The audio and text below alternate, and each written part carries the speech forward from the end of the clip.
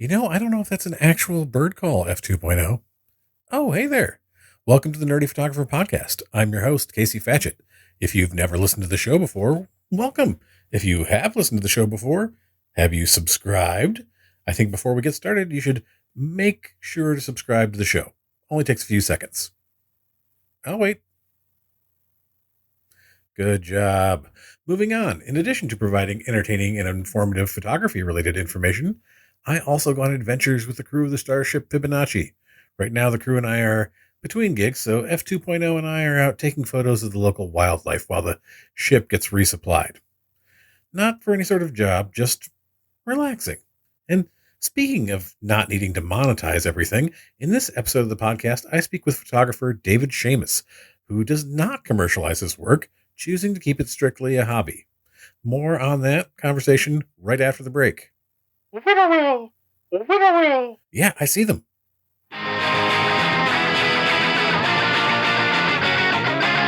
Are you ready to take your website design to the next level? Look no further than Elementor, the cutting-edge WordPress website builder designed for professionals like you.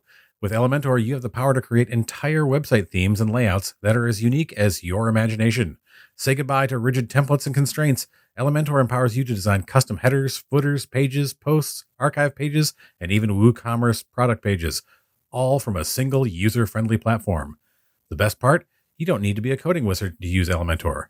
Say farewell to the days of wrestling with complex code or being dependent on a myriad of plugins. Elementor offers you a seamless, code-free design experience that puts you in control. So why limit your creativity? Choose Elementor and unleash your website design potential.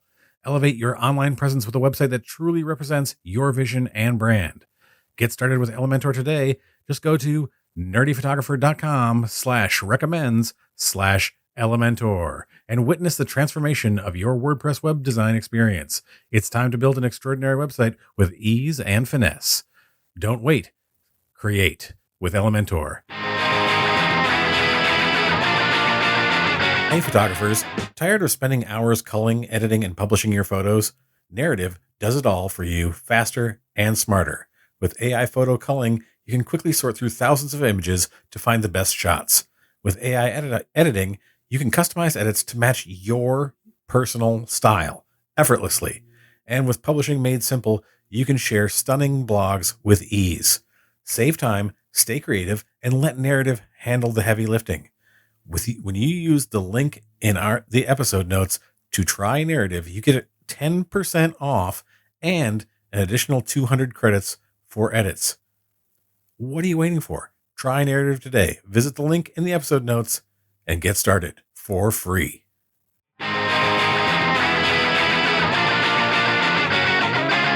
Hello, and welcome to the Nerdy Photographer Podcast. I'm your host, Casey Fatchett, and I'm here today with photographer David Seamus. David, welcome. Thank you for being on the show. Thanks, Casey. It's great to be here. And we're going to start off with the dice breaker. I'm going to roll this. It is a 3. What is a word that you think is highly overused?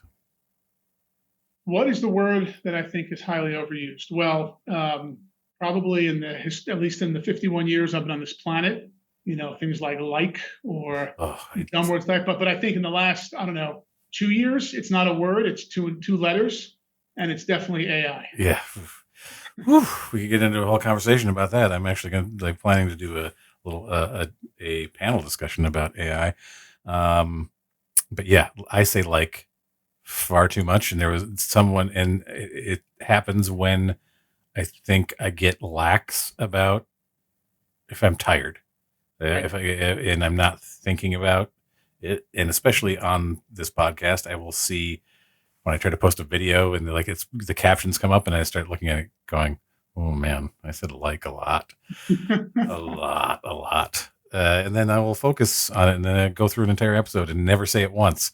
Right. So I think it's just when my brain gets a little tired and I'm not focused on not saying it. Oh, so David, tell the audience a little bit about your photography journey, like when and how you got into photography, what type of photography you do. Yep. So I'm 51 years old. As I said a minute ago, I have always been a tech geek since I was a kid. I had a Commodore, I actually had a Commodore PET, I had a Commodore 64. I was just really into anything techie from way back when. But I really wasn't all that into photography. I was a kid, and every time you press that shutter button, it cost $1. And I'm sure you know that well. And it just wasn't, film just didn't work for lots of reasons. One big one was cost. But a nice coincidence for me was that digital really became a thing. DSLRs really, got their legs about the same time that my first child was born. So call it a little over 22 years ago. And I used that as an excuse to get my first SLR of any kind. It was a Canon D60. It was great. And I got it having no idea what the word aperture meant. uh, and probably would have been able to figure out what shutter speed meant, but didn't know what the relevance was. But I bought the camera and I started reading books. Back then, there were actually books you could read. But I also started watching a lot of YouTube videos. I was a big consumer of Brian Peterson books. I think he's great. I don't know if you know him, Yeah. but he's a really good writer and photographer. And I learned how to do it. And I would say, let's just say, fast forward 10 plus years later, maybe 13 years later, I would consider myself a proficient hobbyist, but I was no way like obsessed like I am now. And what happened then was my son, the one who I bought the camera when he was born, was in ninth grade. And when he got to ninth grade, I stopped coaching him in sports. I used to coach football and lacrosse on Long Island. Everyone who knows anything about Long Island knows it's a big lacrosse place. I played lacrosse in college, high school, and all that. So I coached him through ninth grade, but I stopped in ninth grade.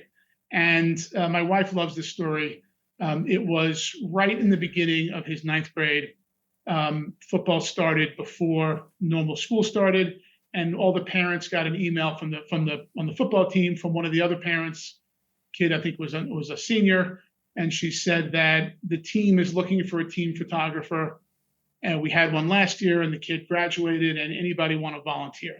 And I remember my wife ran into the room where I was sitting, and she said, "Don't be the first one to volunteer. Wait for somebody else, then go in. Wait for someone else." So I think I waited about 24 hours. Nobody responded, and then I responded saying, "I'll do it. I'll be the team photographer." And by then I had switched to Sony because Canon seemed to be dragging their feet on mirrorless, and I thought correctly that mirrorless was the way to go. So I switched to Sony. I think I had an A7 II and a 70 to 200 f2.8 lens, and I owned a monopod. That was pretty much. I had other lenses, but that was as close to sports photography as I had as far as gear goes. We talk about it, and there's a couple of recent interviews that aren't out yet when we're recording this, but will be out soon. We talk about gear doesn't matter until it does. Yes. There are certain things, and like I saw, it reminds me of a video I had seen recently by a photographer who does F1 racing photography, and he said you can't do it without a telephoto lens. And you can certainly do some sports photography without a telephoto lens. It depends on the sport and what you're trying to capture, but you want those like big field sports and you want to get a close-up shot of somebody, you need a telephoto lens. Yeah, it's like a lot of things in life, right? It's like sitting first class on an airplane. Not that great until you do it, and then you're like, oh my God, I got to sit in economy. I can never go back. Yeah, so you're doing sports. If you're doing basketball in a crappily lit gym, and you're using a f5.6 or whatever, you get nice shots, and people like the pictures you take until you try a 2.8 or you try a 1.4 or whatever, and then you realize, that's what I've been missing. Oh, there is a difference. Yes, I mean, yeah, you notice I was trying to do. We'll get into more of this later because you do wildlife photography as well. I was trying to do photos on trips of wildlife that I saw with my 70 to 200, and I kept looking at my wife going, I just can't get close enough with this. And so there was like one, it was a, a gift of a 150 to 600, which I was just like, oh my God. Like, and my wife was like, yes, you can like get as close up to those animals as you can with this. And it was a game changer. It really changed everything. I talked about taking pictures of birds was so much easier because they can get closer without disturbing them. Yeah, just keep your eye away from a 600 f4. Yeah. Yeah. That'll ruin you. So anyway, so now my son's in ninth grade. I'm the football photographer, and I don't know who the photographer was before and what I think it was a she, or what she delivered, but I basically took a lot of pictures at every game and I dumped them on a website. I did very little editing. And when I look back on it now, they don't look very good and none of it was edited. But very quickly, I got a lot of parents telling me, oh my God, these are great. I'm so happy. The kids loved it. In this world, Instagram is the thing, and the kids love Instagram. And next thing you know, people are following my Instagram and they're liking the pictures. And over the years, I evolved when it comes to sports photography. So let me quickly say how I evolved in what I do, and I'll also say what I'm shooting. But I got better gear. I made a big plunge into the 400 f2.8, which is just an amazing. I think it's the best sports photography lens. We can talk about the stuff, certainly for outdoor sports. But I also figured out along the way that you can't just drop 3,000 pictures on everybody and think that's going to work well. Right. So what I do, and I know we're going to get into this. I am not a professional. I take pride in being a non-pro. But what I do generally for every game I shoot, I will take all the pictures, 3,000 of them, put them online in a SmugMug account, and make them available to everybody. But what I'll also do is take the 50 or 75 or whatever number I like the best, and I'll edit those. I'll edit the raw files of those, and I'll put those in a separate folder on SmugMug. So when I send around the pictures to the families and to the kids and to everyone else, there'll be two folders. And I know that I take pride in the highlights because those are the ones that are nice, that I edited, that I spent a lot of time on. But you know what? Like, there are plenty of parents and kids, particularly parents and kids whose kids don't play a lot, that don't care about a beautiful edited picture. They care about the one shot of their kid that got in, or did something cool that might not be a beautiful picture, but it's a picture of their kid. And I think we're going to get into this, but one thing that differentiates me from a pro, and you'll tell me if you disagree with this because you really are a pro, but I think pros they want people to think every time they press the button, something beautiful comes out. And, if you post your 50 best out of 3,000, it kind of looks like that. If you post all 3,000, it looks like 1% of what you took is any good. I think that, and I'll come right back to you with what I think the thing there is. One, when you're a professional and you're getting paid for your work, there is an expectation of quality, and that you're like, oh, this is what I'm doing. I'm editing all personally for shoots where I deliver to, well, let's say 95% of the shoots that I do, I am editing the photos that I deliver.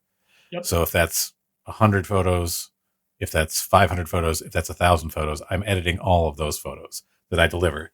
And there's an expectation of quality in those photos. And also, I think that when it comes to its consistency of quality, also is an expectation. Yep. It's not expected that all of your photos are great, but that you are consistently capturing good images. So for, like, let's say a wedding that I shoot and I'm there for 8 hours, I might take 2,500 photos. I'm delivering 1,000 that are what I can feel are very good. Right. And some of those might be that I'm throwing out might be duplicates pretty much. They may be very similar in quality, but I feel I'm putting forward what I feel is the best photo. I think that that's one of the differences. And I think that once you're getting paid, people have much higher expectations for your product. And so if you were to drop 1,000 photos on them and they're not edited, they're going to be like, what? Why? What would we pay you for? or if you send them 1,000 photos and they're like, okay, I completely agree with you as far, because I think there is a correlation here between, like, oh, I just want a picture of my kid.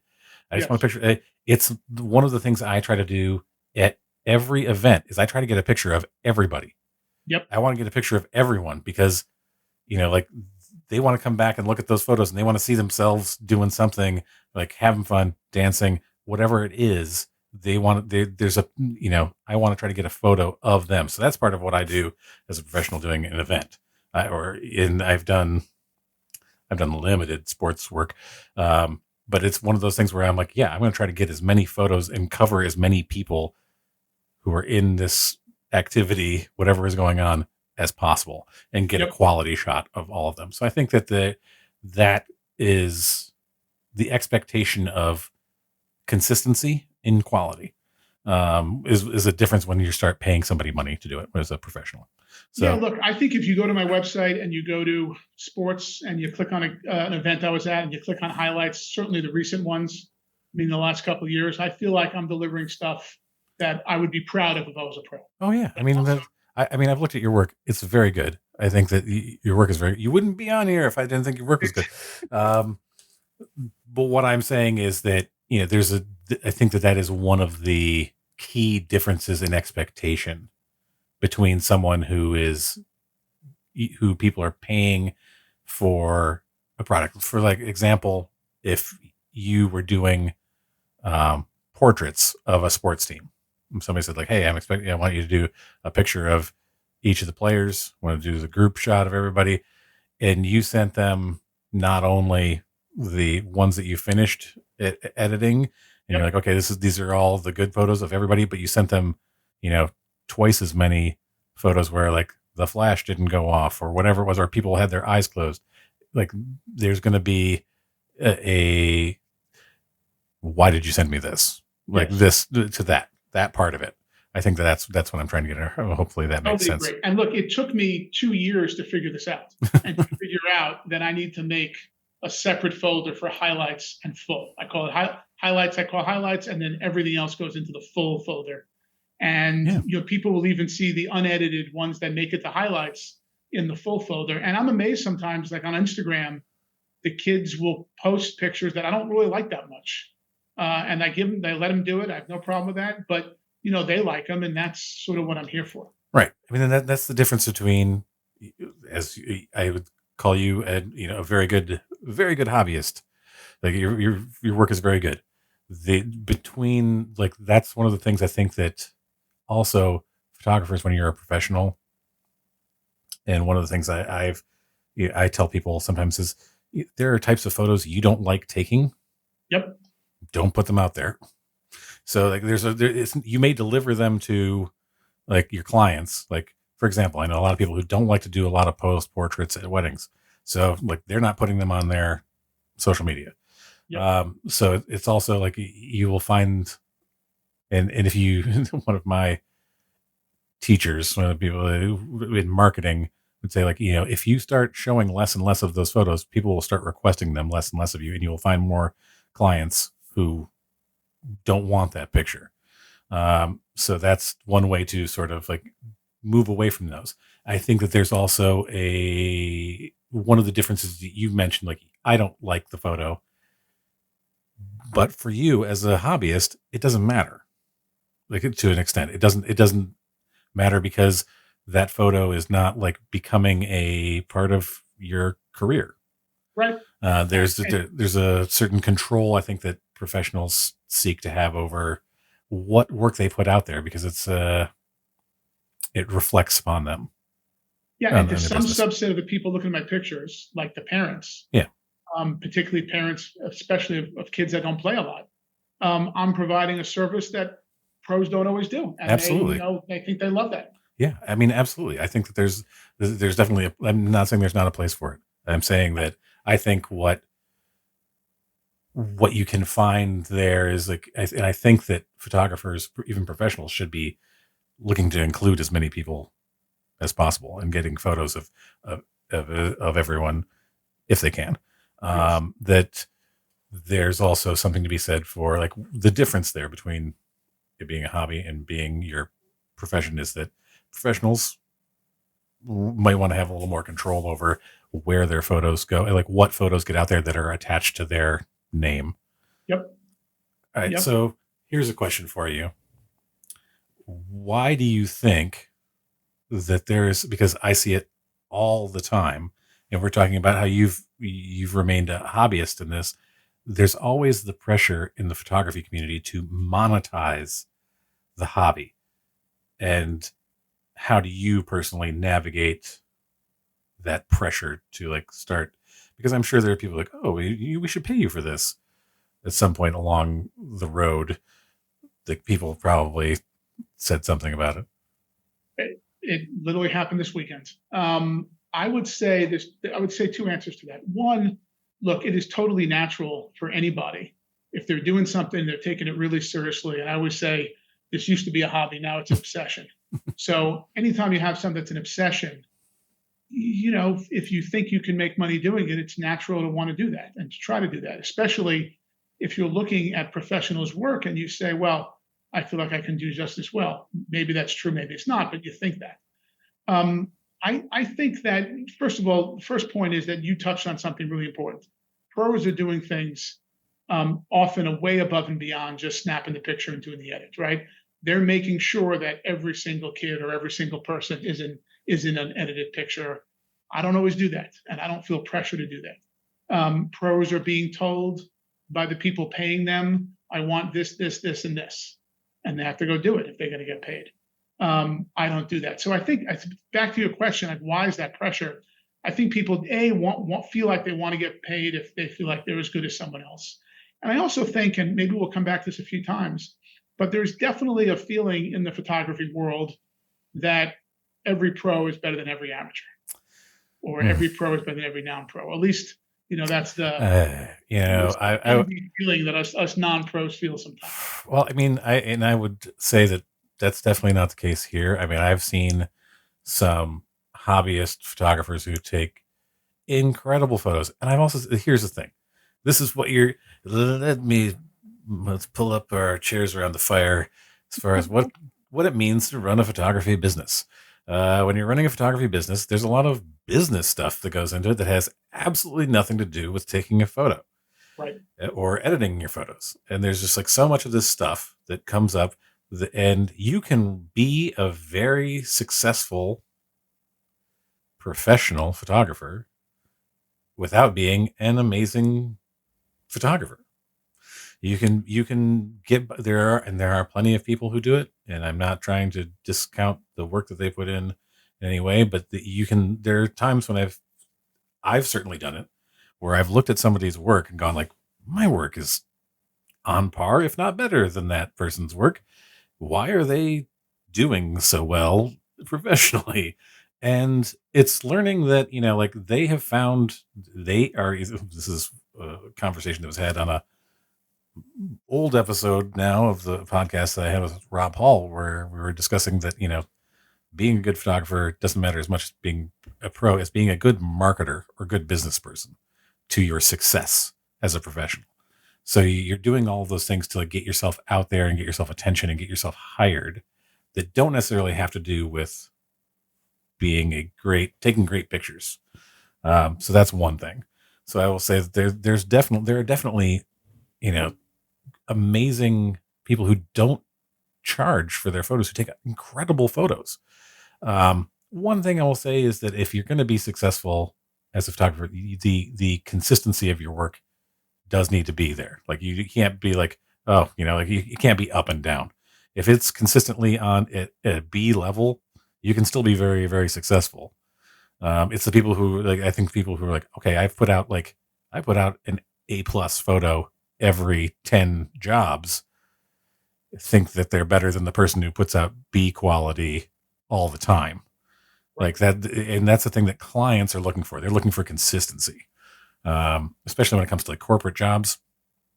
I know people who are very successful corporate photographers whose like work is not awe-inspiring. But they make a very good living because they're consistent. B, they're always on time, and they are people can count on them. and they deliver, you know, within the deadline, and that's what matters to those. And there are, I see a lot of younger than me photographers who wonder like, how do I get those jobs? And I'm like, well, you're probably not going to get that job unless somebody stops doing that job. Like, because if somebody's been doing it for a while at whatever company and they're consistent, they're not leaving that gig until like for whatever, until they retire or like something dramatic happens. Because once a company finds somebody who does all the things they need and hits those marks, they're not looking for somebody else. So yeah, I think that's something I'll say. I think that yeah, I think that there's also a perception just from talking to people on both sides of it that there are a lot of hobbyist photographers and newly professional photographers who are like, I take a picture that's as good as so and so. But again, it's the consistency and how you do you are you doing that on every time? Yep. And there are plenty of times when I've not had my best shoot or whatever, but I still think that my worst shoots these days are much better than a lot of people. So if that makes sense. It does. And look, I think that people who are not pros, but who take it seriously like I do, should be happy in a lot of ways Mm, that you can do it the way you want to do it and you're not being told how to do it. And yeah, when I want to show up to something, I show up. And if I can't or I don't want to, I don't have to. And right. when you're being paid, no one expects you to have to do that. Yeah, I think that's. I mean, that's something I want. I tell people, if you don't like want to do the business part of this, you don't have to. Like, you can keep it as just as a hobby. So, Yeah. what benefits do you see in keeping photography as a passion rather than turning it into a career or a business? Look, I think the number one is what I was just saying, that as a volunteer, as a hobbyist, you can do what you want. You don't have to show up when you don't want to, and you can manage your schedule and you can take pictures of the things you like, and that is really really valuable. My guess is lots of pros would say they wish they could do that. I think, on the other hand, when it comes to picking a profession, and I have this conversation frequently with young people looking to go into lots of different professions, I think finding something you're really into and you're really passionate about is the right thing to do. I think that people go into professions all the time for the wrong reasons Mm, because someone they know or someone their parents know make a lot of money doing it. The problem is most likely that guy who's making a lot of money doing something has a passion for whatever that is. yeah. And if you don't have a passion for it, just because someone else makes a lot of money doing it, doesn't mean you're going to make a lot of money doing it. Because it's relatively easy to work the first 40 hours every week. It's really hard to work that second 40 hours every Mm, week if it's something you don't like doing. right. And just because your parents want you to be an investment banker or a lawyer or whatever, doesn't mean you're going to be successful at it if that's not what you're really into. Yeah. Oh, I mean, yes, exactly. It applies across the board, I think, to every profession. Um, that if you don't, if there's not something you're getting out of this, you're not going to be. I don't know. I think that there are things that people are willing to sacrifice for uh, the steady paycheck and whatever the case may be, benefits. But if you're coming out into a like you said, if you want to be a lawyer, or if somebody tells you you should be a lawyer and you try to be a lawyer and you don't have a passion for it, you're not going to be a very successful lawyer. Yeah, Uh, you'll be a lawyer, but you won't yeah, be a really good lawyer, and right. you won't make a lot of money doing it, even though plenty of people make lots of money being lawyers. Yeah, and I think that when it comes to photography, like yes, if you have a passion for it and it's something you really want to do and you want to pursue, absolutely. If it's something you enjoy doing, you don't have to make it your career. Like if you there's a definitely a I think that that's the pressure I think that people feel like I have to monetize everything that I do. Um, that people sometimes, and as a professional, there are, especially in recent years, I've gotten more into doing like things with photography that have nothing to do with getting paid. They're for me. because there were times when, yeah, I've been doing this for 25 years professionally, and there are times where I was just like, man, you're feeling burnt out. You're feeling like where's the passion for this thing anymore? Because when you talk about doing it for that long, where you're dealing with clients and you're all that stuff, and you start to look at it's a job. It's a job, and I think that some people, like you said, it's that second 40 hours. Yep. Is that, and there are people who I think when they get into it and they realize that there's that much work to do, and they've already made the choice of I'm going to do this. Like you need to like break yourself into this and see if it's really what you want to do. One of the best uh, advice that I got, and I can't remember if I've brought this up before on the show, is when I got a degree in acting and journalism. I got a journalism degree and an acting degree, and I moved to New York City to be an actor after I had applied for graduate schools, and my acting coach in college said, "Are you sure you want to do that? Are you sure you want to go to school and get a master's degree in this? Or maybe you should go and do it for a little while and see if it's actually what you want to do with your life." Um, and yeah, I mean, like eventually, like my passion changed for a while because I saw the business side of it and was like, it isn't quite. I mean, I did it for a number of years. I did it for like 6 years, and but then I was like, you know what? I'm switching gears here, and I think that some people get into photography as a business and then they're surprised by the business side of it. Right. Right. And look, there are a lot of professions, not just photography, where the best people at that job might not be the ones that are the most successful. And because the most successful ones are really good at business too, because you're right. The photography business is two things: it's photography and it's business. Yeah. I mean, so, I mean, do you feel that keeping it as a hobby and is a, like is, has helped you stay connected to your creativity and there and passion for photography instead of like, oh, I gotta turn this into a moneymaker. The answer is definitely yes. So I've already touched on the freedom I feel to give out all my pictures. I think very few sports photographers would do that, pros, and there's a freedom, and in a weird way, there's a creativity where I feel completely relaxed about doing that. I also, again, I can take a day off. I could go shoot what I feel like shooting. When it comes to wildlife, by the way, I should mention I got into wildlife during COVID, really. Um, like a lot of us, I was sitting at home during COVID doing nothing other than being on video calls for work. I had all this expensive camera gear laying around, no sports to shoot, but it turns out that the birds were still chirping and flying around my backyard and on the beach. So I got really into it then, and it's gotten more and more of an obsession since then. But I couldn't imagine. I know there are people that make a living as wildlife photographers. That seems like a really tough way to make a living. Someone's going to call you up and say, I want you to go get a picture of whatever bird or animal, wherever that bird or animal might be. Good luck finding it. And oh, by the way, it's got to be a good picture. I want it in golden hour. Maybe the person asking you doesn't even know what golden hour is, but they know what a good picture is.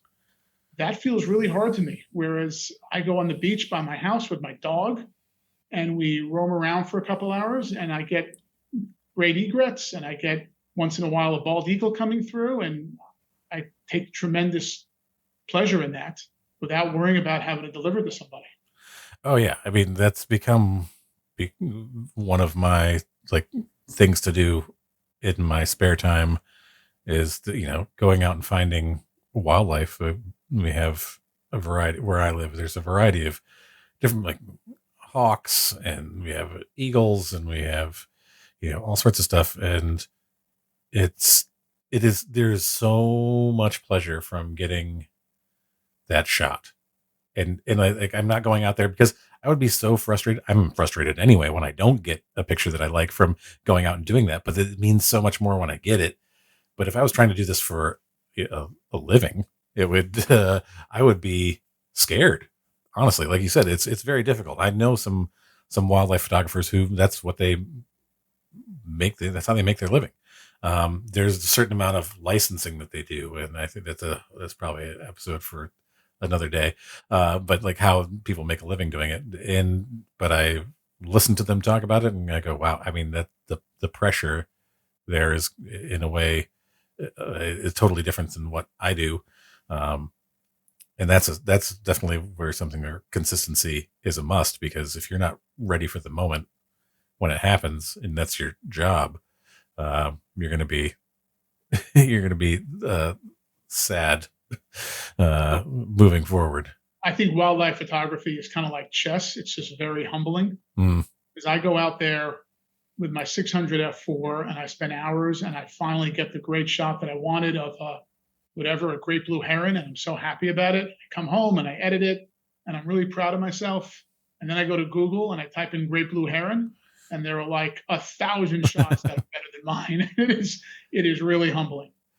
Yeah, I mean, that's the thing. You have to think about how many people are out there. Like, it's the same. Like, you're not only when you're doing that Google search, you're not just dealing with uh, professionals. You're doing with, like I said, every person out there who's managed to take what they feel is a good shot of that bird, and you're like, oh man, like there are times when I managed to take an amazing photo of a bird, and like, oh yeah, for me that's a great shot. That really made me feel good about my photo. I have tried. It is one of those sort of meditative states to get into, like where it's very difficult over the years to not compare yourself to other people. And my journey is my journey, and I am not going to, even in my professional work, is I'm not going to compare myself to somebody else, because if I do, then I'm just stealing all of the joy that I have in doing this. I think that's a great way to think about it. And that sort of photography zen that you talk about is great. It's like the best thing about it. Um, to be out there for me, either on a sports field or or in the wildlife somewhere, like you, I really do sort of find that zen, and it's great. Yeah, I mean, do you feel like, okay, so that you're sort of purely photographing for yourself in those experiences like wildlife and sports?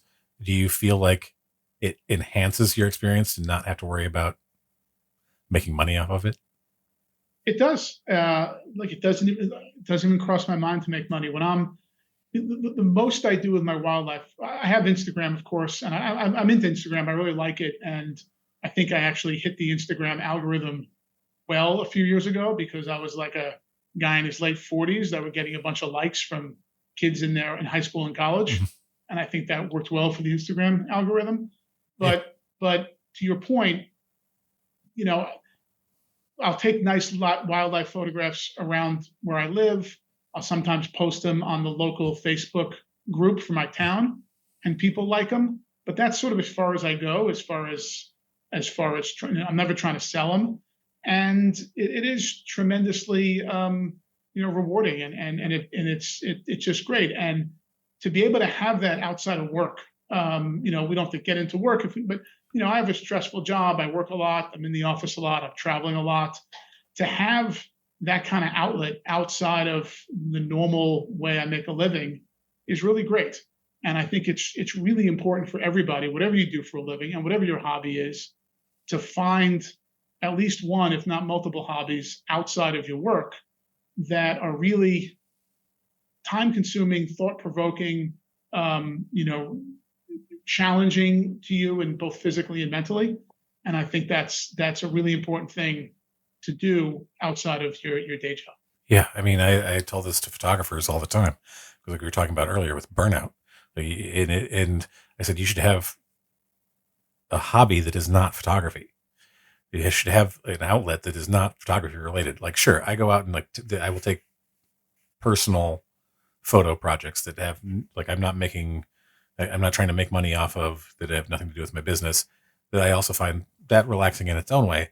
But I also Yep. do things that are absolutely nothing to do with photography, because otherwise, it still can like creep up on you, and you start to resent the thing. There was a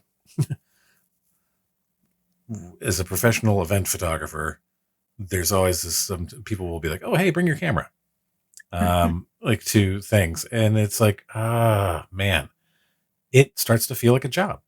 Like Yep. when you have when people do that, and people like there's always this sort of implication that people are like that professional photographers don't like that because somebody's asking them to work for free. But it's for me, it's more of the case of it makes me feel like I can't go and have fun. Oh yeah. I have to turn on the work thought, like it becomes a work thing. So yeah, having those, like having a hobby that is completely separate from what you do to make a living is so important. I was Um, once at a wedding for a friend, a good friend, and they had a photographer, but they knew I was into photography, and they asked me to take pictures too, which I was like very happy to do. So I did, and I'm running around taking pictures during the wedding, and it was during cocktail hour, and someone was sending around, the waiters were coming around serving food, and I was eating the food. And at one point, I got a dirty look and a comment from one of the waiters saying, this is for the guests. And I'm like, I'm also a guest. It was really quite yeah, funny. and I'm gonna tell you, as a wedding photographer, that there's like different venues. It's you don't know what you're gonna get into. I will have waiters come by and like offer me food at some places, and Yep. sometimes they will like actively avoid me because they're feeling that it's for the guests, it's not for you. Right. Um, and it's like, okay, fine, whatever. But yeah, like there's the yeah, it's weird. Like people ask me when I've gone to weddings where I was just a guest, and people say like, "Oh, is it weird to like what?" Yeah, it's weird. It's weird watching somebody else do your job. Yep. Like imagine going to like somebody's party and whatever you do for a living, there's somebody there doing it, like right next to people, like the entire time, and you're like, of course you can like you have trouble not looking over there and going, what are they doing? Um, yeah, my friends make fun of me for like there was one wedding where the photographers were just like they were taking so much time changing their lenses during the ceremony and doing all this stuff. And it was just like I guess my eyes were getting like really big, and Yeah. they're like, is your head gonna pop off watching these guys work? And I'm like, might it might. But yeah, like having those separate things. I mean, there's a part of me that is jealous of hobbyist photographers because and maybe when I retire, I will get back to that place where I can just go out and like feel like don't feel the pressure anymore. But I don't know. I don't know if professional photographers ever retire. Yeah. We're always trying When to. I go to sports events these days where I'm not photographing, which is rare, but I do it. I find it very weird. I agree with your point about weddings. I was at the Islanders game last week, and I couldn't keep my eye off the photographers behind the glass and what they were doing and what I should would be doing if I was down there. And it is something. I don't know if you saw it, but there was like one of the professionals. It was a hockey game. He had his. They have a little for people who aren't familiar in hockey, like professional hockey. They have a little hole in the glass where the photographer can like put their lens through, and the puck went down the glass like the entire length of the ice and knocked the lens hood right off the photographer's camera. People are like, "Oh, it destroyed his camera." I'm like, "Oh, I don't know. Like, that's just the lens hood that came off, but I'm hoping it didn't, you know, like mess up his camera or his lens." But yeah, I don't know. I see some photographers in sports photography who I'm just like, I don't have the nerves in some instances, like the racing, rally racing is especially like one of those ones that makes me kind of like, oh, I don't have the guts for that. Um, yeah, it's a whole different thing. It is. It is. I'm doing for the first time. I'm doing horse racing next weekend at a big horse racing event in Dublin, Ireland. Wow, I was invited by a friend who says he can get me a media pass. He better be able to because I'm going to bring all my stuff over there, and it'll be don't check fun. it. But it'll be real fun. Don't check that. Don't check your camera equipment. I will not. I travel with my stuff all the time, Yeah, and I just definitely never check it. that is like we just talked about that on another episode too. Like, don't ever check your your camera equipment. You never know what will happen to it. So, I mean, this conversation I think could go on forever. But what do you think the photography community could do better to support people who just want to enjoy photography as a creative outlet or a hobby rather than a way to make money? Look, I would say a couple of things. First of all, I think the photography community is great. Between podcasts and Facebook groups and DP review and all the stuff we had Twitter and all the stuff we have over the years. I think it's a great community, and I think it is mostly supportive of everybody. And I've learned so much more from YouTube videos than I've learned from anything else. It's really quite amazing. I think, though, to answer your question, I think this, I would say a couple things. There is, we touched on this a little, but there's definitely a presumption that because you're an amateur, you're not as good as a pro. I think people could do better at that. And I think that's probably less the community and it's more people outside the community. The other thing I think, and I'd be curious what you think about this. This has popped up quite a bit lately in sports photography and some of the groups I follow, where when someone shows up like me and volunteers to do photography for free and does what I think is a pretty good job of it, some photographers on Facebook or whatever, some pros react pretty negatively to that. And they say, you just cost me money. And I'm torn on that because people need to earn a living and I want to do everything I can to encourage people. Like the more people making money for photography, the better I think this world will be. On the other hand, I'm not, you can't force me to charge money or you can't force me not to show up. So I'd be curious what you think about that. I think that like what the situation that you're talking about is also in a sense of like I don't know what they were the parents paying the photographer before. I don't know. Like there's a sort of thing like, oh, who wants to volunteer to do this is sort of like okay, well, we're not necessarily going to go out and pay someone to do it. Like you can't get blood from a stone. And like if people weren't planning to pay somebody for this gig, like there's a certain amount of, I understand what they're talking about. They're feeling like, oh, you volunteered to take a job that somebody could have gotten paid for. And there's where I'm like, there's a gray area where I'm like, yeah, I can understand why they get mad. But there's also like, they like professional photographers also need to understand that they're worried about hurting the market for professionals, is like somehow like lowering the the um what I'm not going to say lowering the bar, but like removing jobs from the market. Yep. That you're coming in and you're taking that job and you're doing it for free. I think that they need to understand that there are some people who are just not going to prioritize photography to the point of like paying a professional. Yeah, look, I'm going to come clean here, and I do a lot of photography for Yale. I went to Yale. My son goes to Yale. I played lacrosse there. I'm very into Yale athletics. Last year, their basketball team made the NCAA tournament. They even won their first round game against Auburn, which was awesome. Their first two rounds were in Spokane, Washington. Not exactly convenient for me here in New York. I flew out there, paid for the flight myself. I paid for the hotel myself. I spent 4 nights there because they won the first game. So they played 2 games. And I was the only photographer they really brought. And they counted on me for all the photos. I worked hard to edit the good ones. I delivered it to them. But look, I'm coming clean.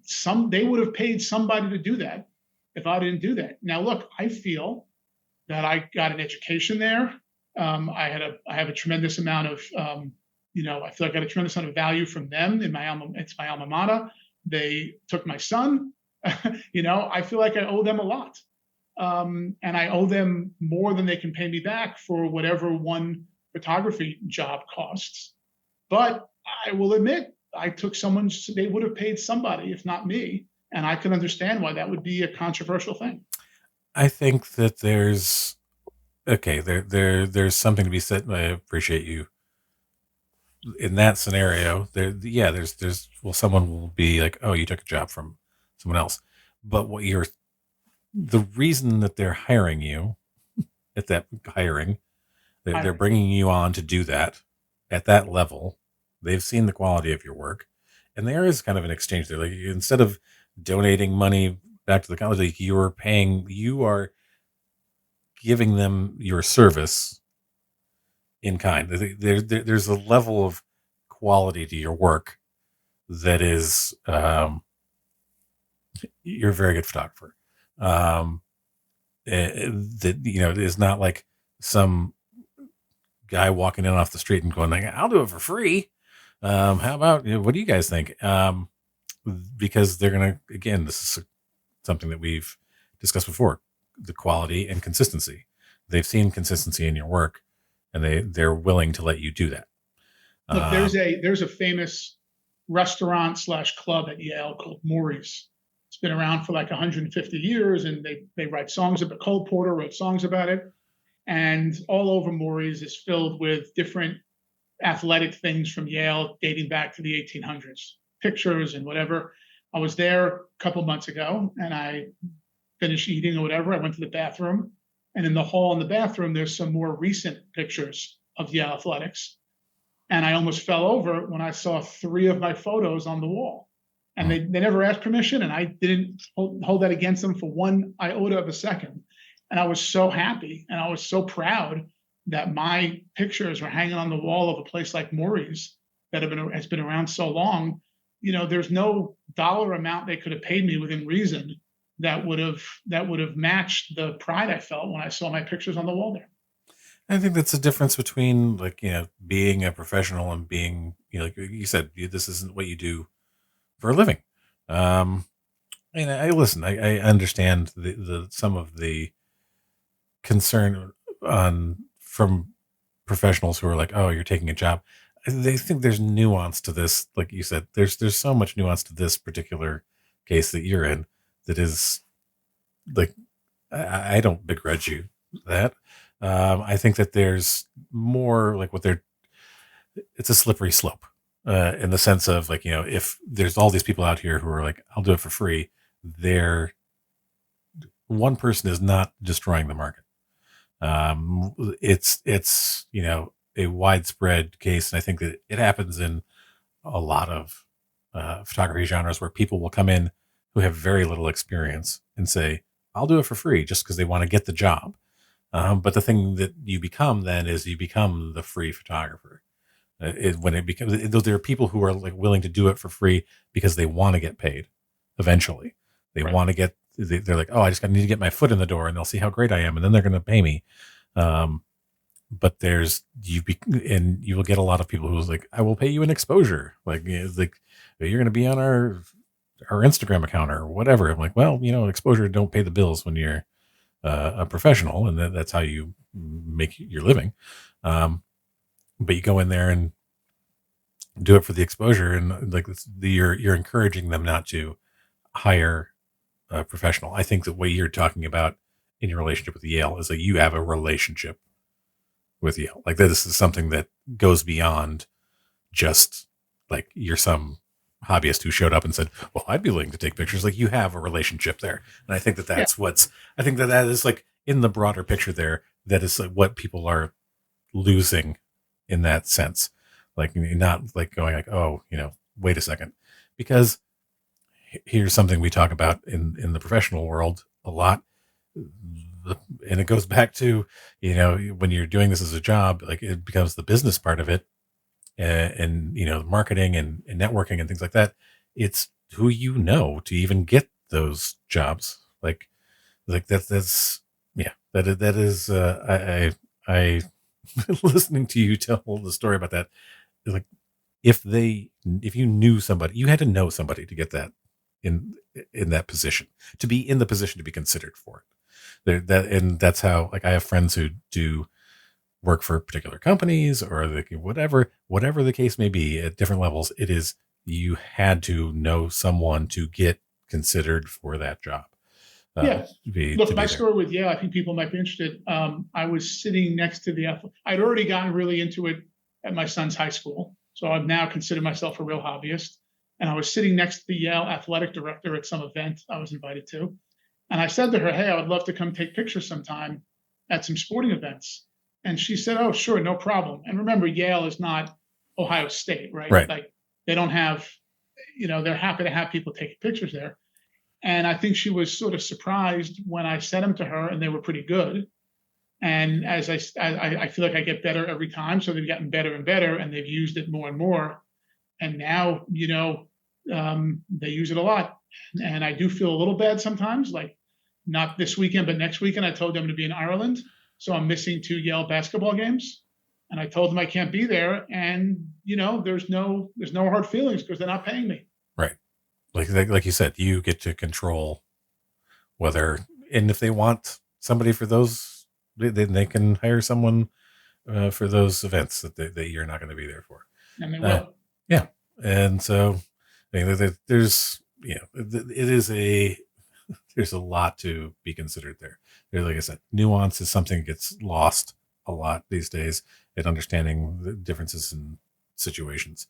Um, Kind of as what advice would you give to somebody who really is into photography, but feels like other people are pressuring them to turn it into a business and they don't think that that's the right path for them? Look, the advice I would give is to be thrilled that you don't want to do that and don't need to do that, and to embrace it, and not to think that you have some sort of ceiling on the quality you're going to be delivering because you're not a pro. Your goal should be to be as good as anyone out there, and work hard to do it. My rule of thumb is if I spend 2 hours taking pictures at a game, I should spend 2 hours editing those pictures from the game. So just because you're not a pro doesn't mean you shouldn't work hard at it, and doesn't mean you shouldn't have really high expectations of what you're going to get out of it, and the quality of your work. And you should never look at something you did and say, well, it's not as good as a pro, but that's okay. I'm not a pro. You should not put a ceiling on the quality you can deliver, even if you're delivering it to the middle school team, middle school softball team, or whatever. Like, you should be delivering. Your goal should be to deliver professional quality shots to the middle school team, and that will give you a tremendous amount of enjoyment and fulfillment out of it, and it'll probably make the kids and the parents really excited about it. One other thing, by the way, on that front, which should motivate everybody. I always say when we were kids, Casey, you and I are probably similar in age. Yeah. When we were kids and you played on a sports team, the worst day of practice of the whole season was Yes. picture day, right? Nobody liked picture day. It was boring. You sat there and your parents got a picture that you didn't really care about. Today, 2025, the kids love the pictures. And as the other thing I would say as a parent, if you're a parent and thinking about taking pictures at your kids' events, and you're worried the kids might be embarrassed to have you there, or even if your kid tells you not to do it because they're going to be embarrassed, I promise you, after the first event, when you get those pictures around to the kids and all the kids are posting your pictures on Instagram, your kids will no longer be embarrassed by you. They'll be happy to have you and they'll be proud of you. And that's like a really important piece of advice to sort of the parent photographer these days, that, they, unlike when we were kids, they're going to love you. They're going to be thrilled having you. Yeah. I think that honestly, like looking around at like the level of photography is like that comes out of like some of these, like I'm looking at elementary schools and like middle schools, like where you've got these amazing photos of like athlete. I didn't. The only photos that we had taken of us in middle school, like you said, it was picture day. We're gonna like, okay, everybody, you get like one shot. It's also because it was film. They weren't going, like, we were going to do like two shots of you sitting here, and then, all right, next person. And like, okay, we're going to do one shot of you holding the bat. Okay. Look like you're taking a swing. Like there's those sorts of, it really has evolved a lot into a completely different experience Yeah. for both the kids. And like, I think for advanced hobbyists Yes. who are helping with that. The other advice I'd give people is show up to local sports or whatever, even if your kid is not on the team. You might have to get permission. Sometimes you don't.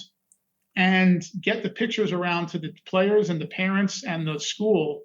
They will be incredibly appreciative. And usually, the lower the level you're shooting at, the tougher it is to be really good. At the high school in my town, where at the moment, none of my kids go anymore or even went. The lighting in the gym for basketball is unbelievably terrible. It's shocking. The hallway is lit better than the gym for some crazy reason. But on the other hand, it makes you be a really good photographer. When really bad light, getting decent you'd be a good photographer, and more importantly, in this case, probably a really good editor.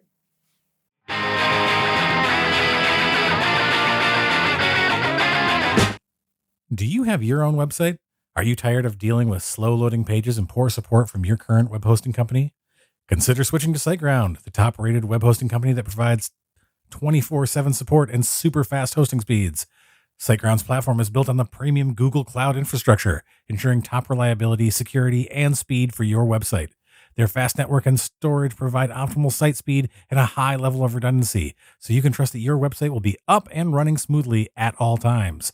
With SiteGround's ultra-fast server setup, your pages will load 30% faster on average, giving your visitors a better user experience and improving your website's SEO. And with hosting starting from just $199 per month, it's affordable for any budget. Plus, if you're not completely satisfied, SiteGround offers a 30-day money-back guarantee. Don't suffer with a terrible web hosting company any longer. Make the switch to SiteGround and experience top-level support, super fast hosting, and a reliable, secure platform for your website.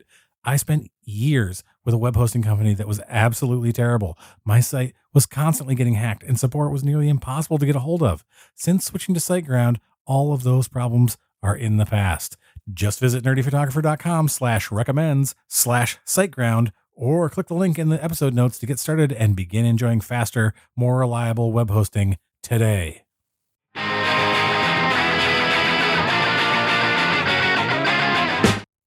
Hey. And now for my favorite part of the show. What's that say? Useless information. This is always death. David, did you know that the Stanley Cup has numerous typos engraved on it? I didn't know that. In the names on the cups? Yes. Yes. Like the Boston Bruins being spelled with 2 Q's instead of 2 O's. And they don't go back and fix it once it's no, because it's been engraved on there, and like that's it. Like Toronto Maple Leafs is spelled Toronto Maple Lees with no V. There's a surprising number of players' names that have also been misspelled over the years. Well, hopefully they didn't misspell Gretzky, because that's a tricky one. Who knows? David, thank you so much for being on the show. I really appreciate you coming by to share your story with us. Where can people find you and take a look at your work? So on Instagram, I'm at Shamus Shots, one word, SCHAMISSHOTS. Online, my website is ShamusShots.com, where you could find practically every sporting event I've ever done, as I talked about, the good, bad, and otherwise. I'm on Twitter, but I'm not that into it, to be honest. But really, Instagram and the website are where you can find me, and I'd be honored if you're a nerdy photographer followers follow me. Well, I'll include those links in the episode notes. People can go there and click on them directly to follow you. David, again, thank you so much for being on. Thank you.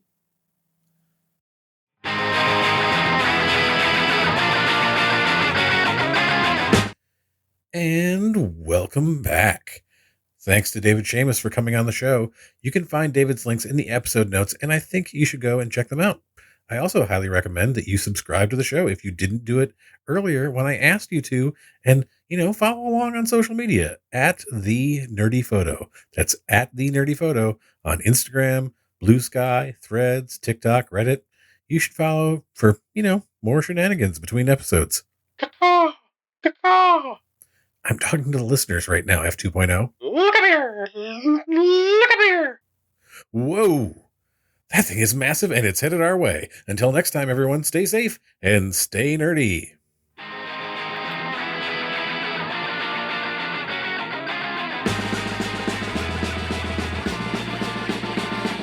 Who's that coming back to town? You better start listening. Who's your heart been beating about? You better listen.